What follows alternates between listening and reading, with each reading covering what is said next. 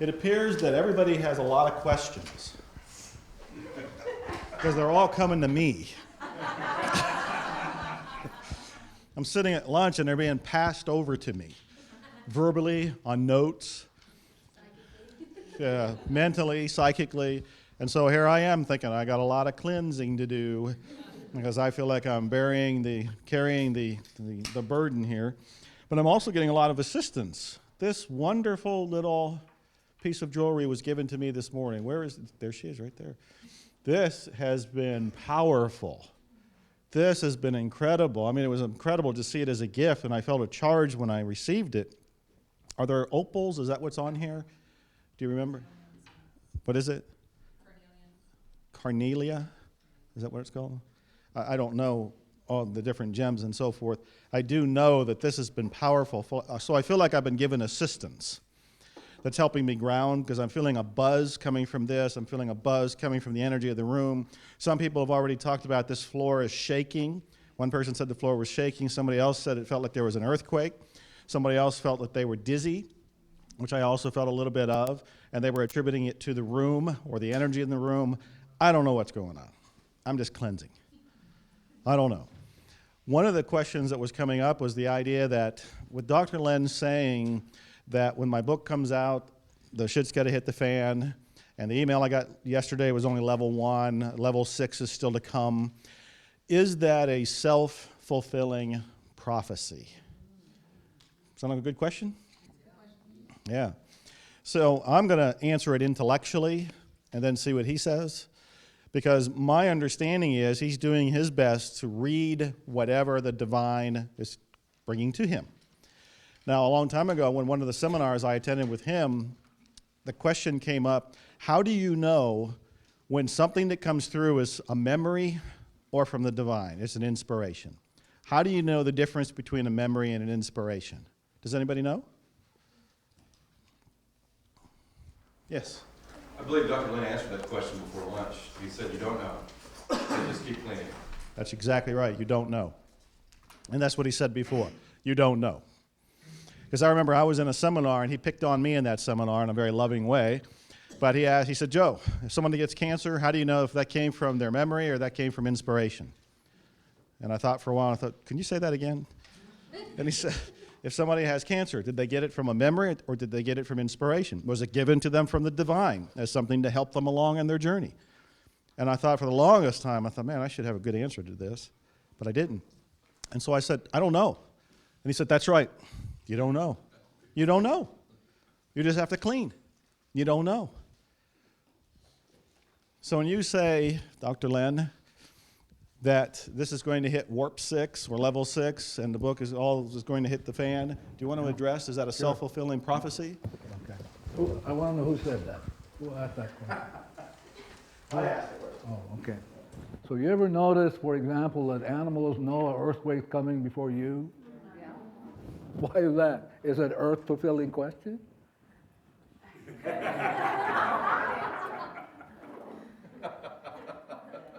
See, Bruce got it. That's wonderful. So wouldn't you want to get something before it happened and you could prevent it from happening? Well, I would. Why, coming back again, why is it that animals pick these things up before we do? Because we're unconscious. But they're close to the earth. They know how sacred the earth is. This is why my friend Rodney, come up here and bring the picture of the mice or the rat. Now, my friend Rodney takes a picture, and he's looking at this thing, and I'm looking at it, and I said, that's a rat. And it's a beautiful picture. And he said, what are you gonna have an exhibit saying what? Happy accidents. Happy accident. So this picture he took is a happy accident. But this picture here is of a little mice. Thank you. And what that little mice is saying to you, now that I see it come up, is it knows an earthquake is going to come before you. It's not self-fulfilling. It's going to happen. But somebody will pick it up before you. Lucky you, if they're cleaning.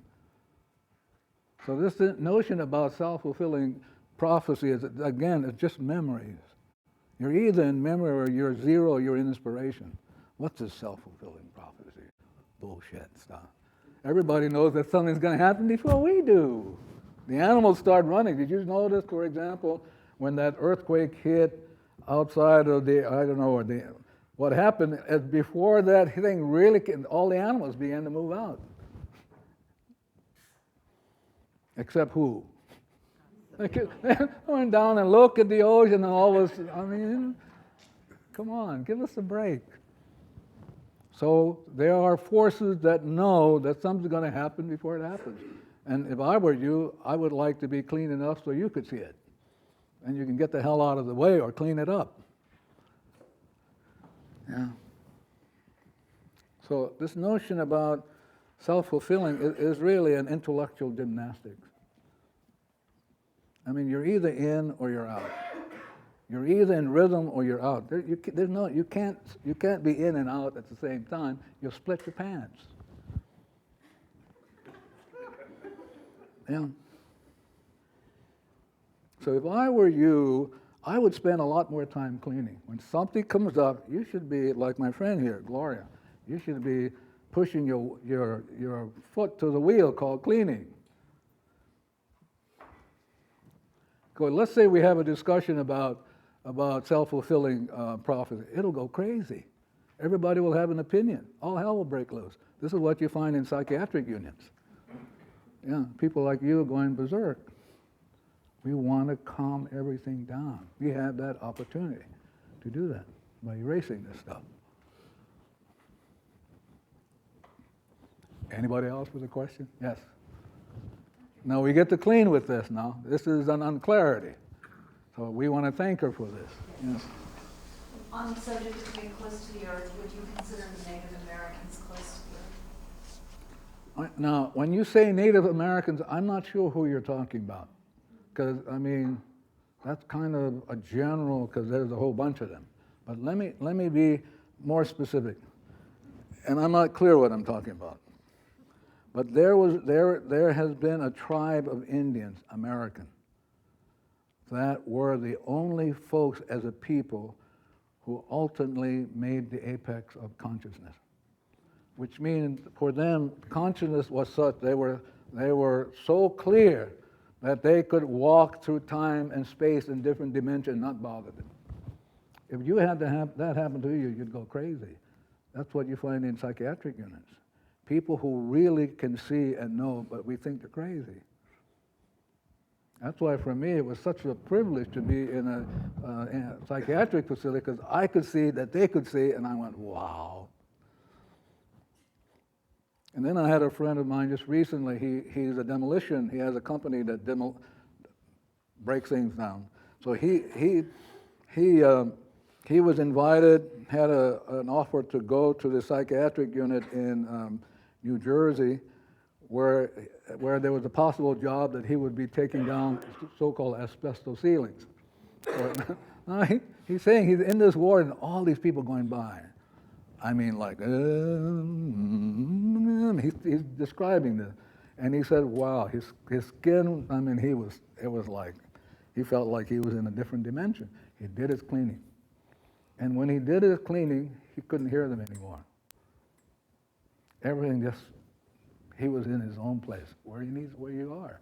As long as you're in your own place, everybody else will be. Everything will go quiet. But the idea is if you're asking about that particular Indian tribe, there was one who went completely to the apex. In fact, if you look at their culture,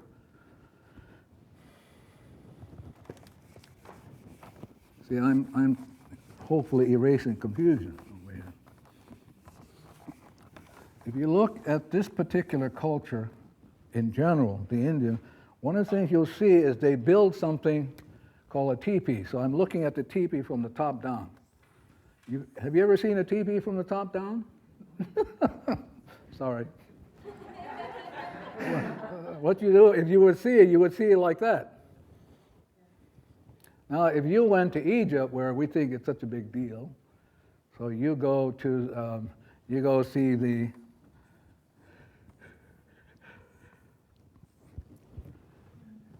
see those folks. But this was built on what premise? What were the pyramids built on what premise? What was the premise of building? Yeah, it was power and glory. But the Indians had a different take. They weren't interested in power and glory. They were interested in the spirit. So they did this and they were inspired, because the circle means what? Completion. Completion. So there's this notion, you're getting this, but see, we think that one of the things you will see, if you actually trace them, when they're gone, they're gone. These things go. They go. Sorry. Which means then you will never see these after. The Indians had such a love for the earth that when they went, everything went. You don't see any monument. Us Americans were big on monuments. But the Indians were for the land, it was sacred. So they left nothing behind, which is great. When they were done, they were done. So this idea with the Indians, this consciousness, this completion, this ability to actually, they use corn as the ability to touch the cosmos. They used the redwood to touch the cosmos. Those, for them, they were cleaning tools. So their consciousness was so complete, it was just mind-boggling. That's something that perhaps you and I would have difficulty, to be in that state of consciousness and being everywhere at once. I mean, your ear's there, like, in the Picasso pictures, your ear's there, your nose is, that's how goofy you could be in this so-called consciousness in which nothing logical, linear exists. And that's where you want to be. That's where I want to show you that you can go. You can go and be everywhere and nowhere at once.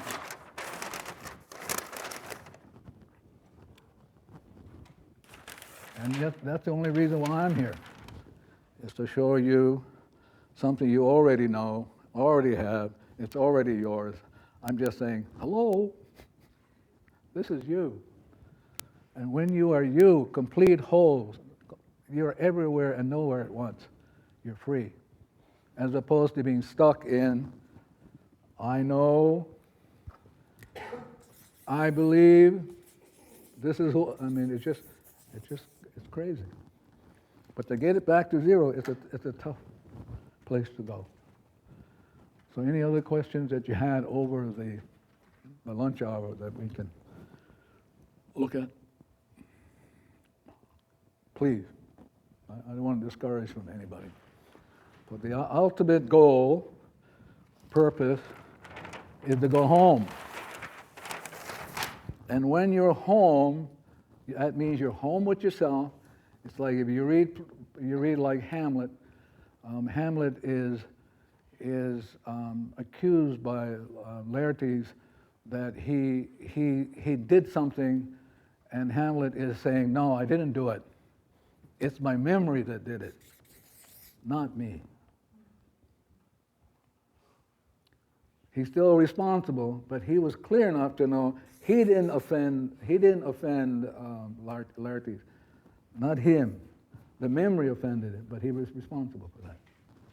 Now, if you want to know the other person, as God created the other person, you can only know the other person from zero, from yourself. There's no other way you can know the person. You cannot grasp the other person with a memory. Not possible. Not possible. You cannot grasp knowledge and wisdom. You can't hold. Once you're stuck in memory, you're stuck in time, place, emotions, you're stuck. But once you get rid of it, once you do your cleaning, get rid of it, now you're back to yourself and divinity shows up. And you get reborn. That's what inspiration is to be reborn, made new again. Yeah. And that's all we're going to do today. I'm going to show you some cleaning tools in which you can do that. Any questions? Wow, you should have more lunch, huh? I'm sorry? Yes. The sense I get from what you're saying is that we are going back to place of endless possibilities, where we don't allow our emotions, our memories, our beliefs, all the things that we've been taught influence whatever comes to us, so that we're more free thinking, that we're not bound by the limitations that we believe we have. To be more accurate, we have created, accepted, and accumulated. You and me are responsible. Our parents didn't do it to us. Nobody did it to us. We didn't learn it from it. We came in with it. We came with it. Yes. So the question is, we're loaded. So now, how are we willing? Are we willing to say, I'm willing to let go and let God? And if you're willing to do that, and you don't have to know anything, because to know something is to have knowledge. You want wisdom. And the only way you're going to get to this wisdom is you have to let go and let God. And what is that you're letting go? Who knows? Who knows? So I'll give you an example. There was a family that came from Africa to take the class in Maui that I did recently in November. And so, to make the story short, that they were concerned, the mother and the father and the sister were concerned that their son and brother was on cocaine and all that sort of stuff. Now, do you know what cocaine will do to you? I've never done it. I know, but do you know, but you don't want to know. No. But now what happens is that when somebody is in that state, what do we do? What do we do? We try to save them. Not possible. We have to save our own butts. And if we save our own butts, they will be fine. Guarantee. It's that old biblical saying, you got to take the mote out of your own eye before you take it out of your brother's eye. You got to do it. There's no way out. Because what you're seeing is always seeing with dark glasses. You never see correctly. And I want to let you know the intellect is so potent.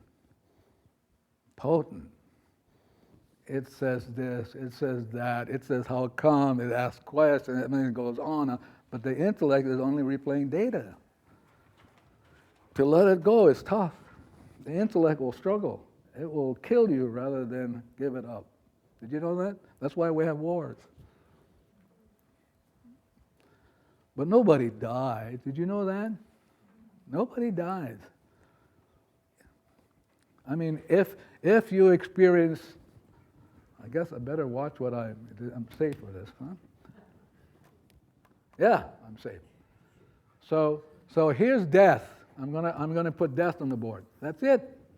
But you cannot die. Not possible. You can experience death, but you can't die. That which God created whole and perfect, that perfect part of you cannot die. How wonderful. But you can experience death. But it's just a lousy memory.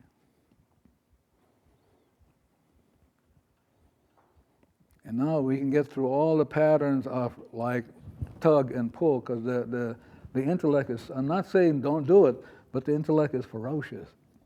It'll eat you up. This is why for me it's dangerous to do these kind of classes, you know. I'm surprised even Joel would do it, you know. I mean, so having said all that, any questions about anything? Because I'm going to go into another cleaning tool.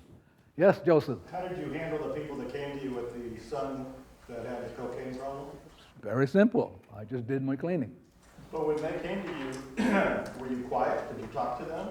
Here's what happens. So I'm going to show you the mechanics of what happened. So I want you to know there's only one, there's no 2 or 3 gods, like in the Greeks. The Greeks had many gods.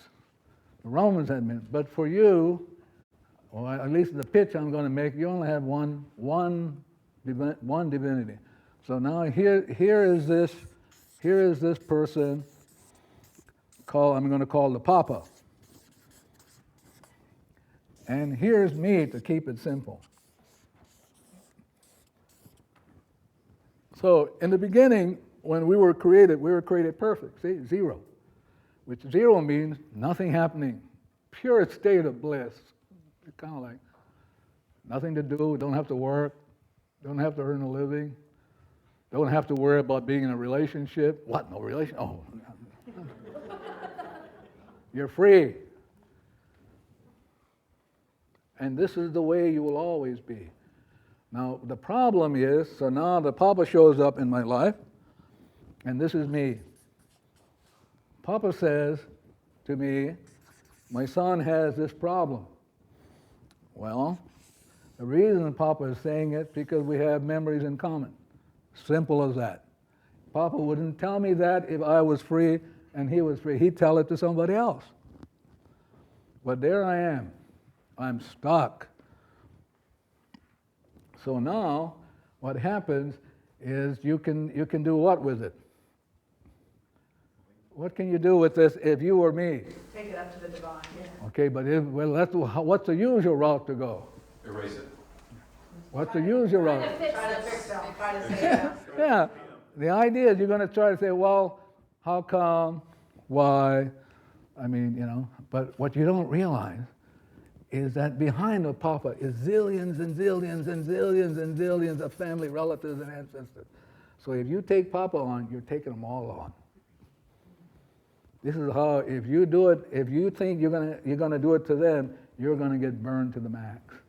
You're taking on a whole slew of people. So the way to do it is very simple. So if you're willing to be 100% responsible, you have to say, what's going on in me that I should experience between this with the Father? So you go very simple.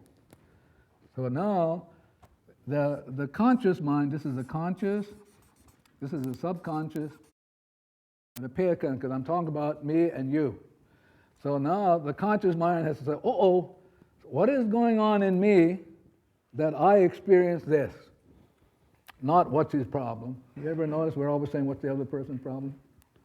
Not here in Texas, only in Hawaii. Yeah, what's the problem? Okay, now I do the cleaning. So let's do the cleaning call. I love you. I love you. That's the conscious mind has decided it's going to be 100% responsible. And as you remember, when I said I love you, what is involved in that? What is the elements involved is repent, I'm sorry, forgive, please forgive me, and then the transmutation. So over here, I do the cleaning. I go, I love you. I'm sorry, please forgive me. The thing goes down. It never goes up. It always goes down to the subconscious because that's where the problem is. It always goes down. So when you make a petition, if you're petitioning directly to divinity, it never works. It's going the wrong way. It has to go down into your soul where the problem is. So now it goes down. It goes up to the superconscious of the spirit. You'll get it. Superconscious of the spirit goes up. Then it goes up to divinity. Ding, ding, ding, ding, ding, ding, ding, ding, ding. Divinity says, taking responsibility. So now what happens is now the energy called the mana goes downward. It goes down this side spiritually. That's how it goes. It goes down together mentally. So the conscious mind is the mental aspect. It goes down into goes down to the subconscious, and then it begins the process of taking the memory. So this energy is coming down, taking that memory and purifying it, taking it to pure energy. This is what divinity can do, and then it leaves it blank. It's released it. So now, everything's back to zero again. And if I'm willing to keep doing that, that fellow will be okay. Because if you're okay, everybody else, if you're not, you can tell right away. And that's the simplicity of it all. Yes, sir? Now, would you please go back to and walk us through that one more time? This one? No, one before. Yeah. So, problem. What definition of problem? A memory in the subconscious. So if somebody comes and sees me, like when I went to the hospital, never worked on anybody. Everybody's perfect. The only thing that's imperfect is the data. That's the imperfection. Everybody's perfect. The client is perfect, the Barry is perfect, the Papa is perfect, I'm perfect. What's imperfect is the data, the information. So when you say I love you, that begins a process of remedy. It remediates the problem, which is the memory. So the energy goes down into the subconscious, goes up to the divinity who can transmute, avoid the memory. Only this can do it. And then it sends down the mana both sides, comes down and erases both of those, and it cuts the tie, and you're free, as you were in the beginning. So you're free. It's working, and then you're free. And once you're free, everything else is free on the earth. For example, if you travel and you experience jet lag is simply a memory. Thousands of memories. So I'm going to show you how you can prevent jet lag. I don't know how many of you travel, but I'm going to show you. It's very simple to do. But now I'm going to show you how, no matter how you travel, you can always be home in yourself. I'm not experiencing jet lag. Okay? So I'm going to do that now, unless you have any questions about how it works. Yes? I have a question on prayer, Yeah? which is a petition to God. Yeah. So that needs to go, I was thinking as going upward. So I'm rethinking that now, that it needs to go downward, then back upward. Yeah, because the subconscious is the bridge. You have to cross that bridge. Okay, the subconscious to the superconscious, right? Yeah, it can't. Yeah, otherwise, you leave out an important part of the resources, which is this. This is the most important part of you, is that subconscious. But if you go up, which you can't do it, you would leave that part of you gone. When that's where the problem is. Yeah. Yes. On that, if, is it fair to say that this family that came to see you had this problem in common with you, or it was a problem you had in common with them? Does it make any difference? I guess what I'm trying to sort out is that, that the two of you came together for a reason, to erase that memory. Yes. And once that memory's erased, Yes. then the problem for both of you is gone. Yes. Okay. Even though it wasn't a direct problem for you, It is a direct problem for me. but you didn't know it until you. Oh, yeah, and that's what I'm saying to Joe Batali. The book is going to go out, and a lot of stuff's going to come up that we don't know that's We there. don't know that it's Absolutely. there. But it But, won't. but if we're ready, we can start the cleaning now. So, for example, before you came, I have your name. I worked on you, this place, whatever is in me that would come up as crap, which means then the whole training will go, like that. But I'm responsible. I'm not going to wait up on anybody. If I waited up on anybody else, I'd be in trouble. Because this table right here is saying, I want to be free. But nobody pays attention to the table. Did you? Yeah. Why not? That's a good question. Yeah, well, because we don't have an appreciation that everything is life forms. Everything breathes. The carpet breathes. The room breathes. And we have a responsibility to set everything free. And we're not expecting you to do that. That's why I'm here. I'm here to say, hello, this room is sacred. We don't want anything undoing it, because if it gets undone, we're going to be in trouble. Now I'm cleaning, I'm watching, I'm going, uh-oh. This morning in Los Angeles, I heard this particular chair said, oh, I have financial problems. Can you imagine a chair having financial problems? I mean, doesn't that sound crazy? But what happens if you sat on it? You'd have that problem too. Yeah, yeah. So now, if this chair this is the chair, has the 3 cells. If this chair has that memory, guess what? We all have it. We all have it. There's that old Dumas novel, all for one and one for, if one is out, we're all out. So the idea is, hey, get to work. So when I did my cleaning, I watched the room, watched the chairs, wow, the chairs went crazy. Yes. And you can't blame anybody. Who are we going to blame? Nobody. Well, you have to be 100% responsible. I'm not here to blame. If I blame, I don't get my work done, and I'm crazy. So as simple as that. Problem. Where? In everything. How do you work on it? You. I love you. Thank you. I'm going to show you some others. Problem, the energy goes, divinity hears you, divinity goes up, erase, take you back to home again. And then you get what Joe is telling me. He's getting all this inspiration to do this, to do that, and you can do it too. He is not unique. You can do it too.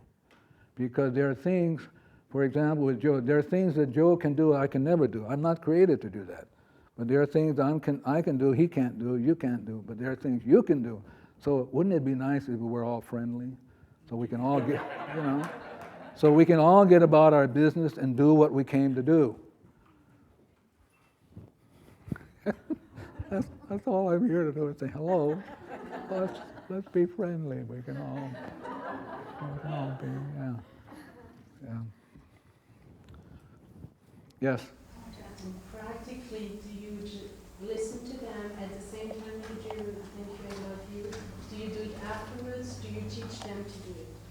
I do it day in, day out, coming, going. So as I went to lunch, I was already cleaning with the food, the place, the room. When I left this room, I didn't want to leave any garbage behind, so I did my cleaning with the room.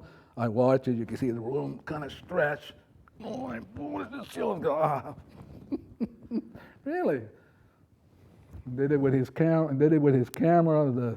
The sound system did it all. Because listen, they're recording you. If you get sent out into the world, which this thing will do, whatever's out there, you're going to be bombed. Did you know that? Whatever you put out will come back and bomb you. Well, I don't want that to happen to me. Well, I don't want it to happen to you folks, but I'm cleaning with all this stuff. So when it goes out what? Clean. And it will do its thing. If it doesn't go out clean, it's hell to pay for all of us. I love this because it's 100% responsibility for everything. So now Joe's going to put those things out. I mean, we want to make sure if we go with it, we're not going to be slammed by it because it'll slam us. This is why the cleaning is so important because you're cutting. Here's the film. Here's you. Here's the film. You do your cleaning. You cut your tie. The film becomes zero. You become zero. It goes out clean. But if you don't do your cleaning, it won't go out clean. So all this filming that people are doing, boy, if I were running those things, I would go back and do all the cleaning with anything I've ever produced. Anything you can clean with it. So anybody? Yes. I'm trying to compare this with recovery programs, first-year programs. There's so many families that are traumatized by family loved ones that have addictions, and if we somehow could make them understand this kind of. You don't want them to understand it. What you want to do is do your cleaning so that you can de-traumatize them by de-traumatizing you. They'll be fine if you're zero. In other words, if you're doing your cleaning and you're back to zero, they'll go back to zero. They gotta go. Divinity is not going to just take care of you. So if you're working with anything that's come up, it's just a memory. It's not them. They're perfect. You're perfect. It's a memory. So if it comes off of you, it'll come off of them. Come off ships. It'll come off oceans. You cannot believe how this thing will come off. It's monumental. Even though you just say, I love you, we cannot see the enormity of it all. So the idea is, if you take good care of yourself, everything else will be okay. You know, I do take care of myself. I'm thinking of the others. Other families. Take care of. You can give that up. Because what I'm saying is You think they need help. This is your thought of them when you can let those thoughts go. When I see the suffering, yes, then I. And you can, but that's right. If you feel the suffering, you can let it go. And when you let it go, it'll be gone from them. You know, for example, I got to come back. This was 20-something years ago. I got to come back to Hawaii State Hospital. So I walk the building. Don't talk to anybody unless somebody comes up to me. But we only pay attention to the human side. We don't see what the buildings suffer. I mean, suffer. You can hear the plumbing suffer. No trees, no plants could grow in this unit. No plant, nothing would grow. The thing peeling. The repair people would not want to come in because every time they come in and do a painting, the next a month or two it'd be peeling. Well, nobody looks at how traumatized the environment is. I don't know anybody has got a PhD in how to make a building feel wonderful. Anybody here got a PhD in how we can make buildings feel wonderful? Yeah. Thank you very much. So, all you have to do is take care of yourself. Really. Yes. The same thing is if you were like hospitals and you want to declare the energy in the hospital, it's the same thing. You're seeing that hospital, so it's part of you. Down in subconscious, up, down with the man, and the same thing. Oh, yeah. You don't love the building, you go back to the same process. No, you're coming back to yourself because it is in you the problem lies, not anywhere else. So if you're going to be working, and if you're a nurse or anything else, you're working on your thoughts of, your experiences of. You're not working on the building. The building's perfect. Sorry. So when you cleared this room before you came, you worked on your thoughts about this room? I worked on whatever memories I had with the land, with the place, with people, with you, with the environment, with the building. I would ask, for example, the owner if he had problems with the building of this building. Shall we ask him? Did you ever have any concerns about the building, of this building? Anything happen that... Now listen, he's going to tell us, so like for what, for example?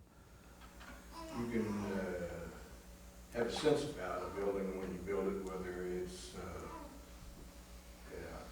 it's a vibration, I guess. It's something, but the concrete comes and it's not mixed correctly. I know it. And You see that? That's unusual. That he would know that when a concrete is mixed, before it comes, he knows it's not correct. How many of you would know that? He has this sense for that. Now what I'm saying to him, he can clean it before they mix it. And when he cleans it, they will mix it perfectly. But this building, as I watch this building is a wonderful building. But it had some rocky beginnings. And I think it's wonderful. You talk to the building, really, yeah. Like he's saying, they brought, these things, and I go, oh my God, are they going to put that on me? So you have this conversation. It's beautiful. But there he is, see? So he has this sense.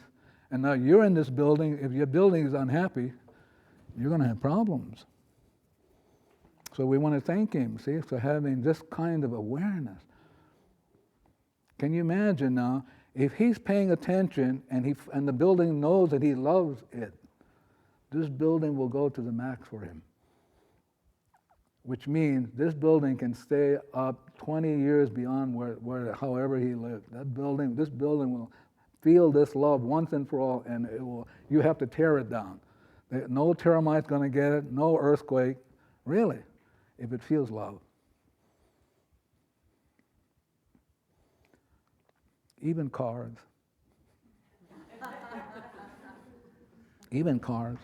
I had somebody moan and groan, but they always have repair problems. So I'm washing, I'm cleaning, and then the car, you could hear the car say, well, he's not taking care of me. Why should I take care of him?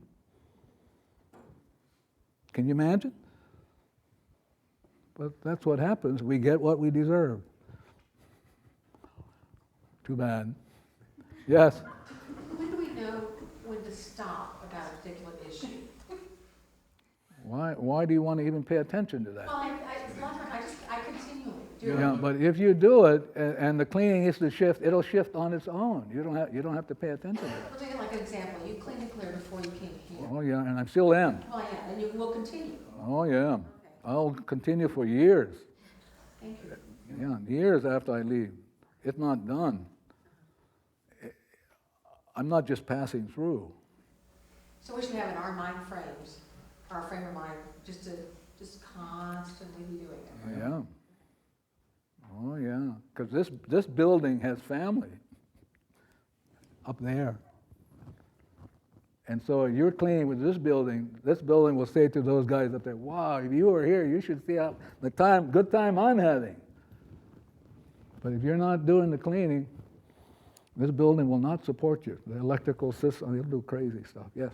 You shared at lunchtime was that you've been doing this since the 80s? Yeah. Okay, do you feel now that since you've been doing it for so long that it has percolated right down to your subconscious also? I would say that much of the cleaning goes on in my child. Yeah. Yeah. So it's just working on the conscious level? Yeah, but what happens is, and then I would like to take a break, because otherwise the subconscious is all going to leave and go on a break themselves, you know? So let's look at you. I'm talking about you as a mind. So this is self. This is you as a self or your mind. So all of the problems start here. And then the problem is exacerbated because the intellect hooks into that. So this is the intellect, and this is the physical aspect of mind. It is not the biology, but it's the physical aspect. So as soon as the memory comes up, the intellect hooks into it and says, oh, I know what's going on, or this is what I'm going to do, but it doesn't know what's going on. So now I have done it really just for eons, literally. So now this child has heard my cleaning process, and there are lots of them. But let me just put I love you. So this child already knows, because I've done it so often, that's what it needs to do if it feels a problem. So are you doing this when your mind, you're focused on your life, you're going about you're doing whatever it is that you do. Are you doing it whenever your mind begins to wander? I would say that would be a thing. Yeah. If I feel something up at this level, if something pops up, I start the cleaning. Yeah. But there's thousands and millions of cleanings going down here, because it's already been programmed to say, hey, when a problem comes up, let's get to it. And because it's the one that suffers, it's willing to do it. The suffering is here, not up here. This is a person that's going like that, big deal. But here, the suffering is enormous. So then for you, it's become like a reflex. Oh, I don't know about that. Yeah, possibly. But if I've been doing it long enough, that part of it says, oh, that's the way it works. But if I decide I'm going to do something else, then it gets confused. But when you make the choice to begin your chant, do you actually think about it, or does it just actually just begin? It just begins. Yeah. Anybody else before we take a break? Going once, going twice. Well, let's take a break. Yeah.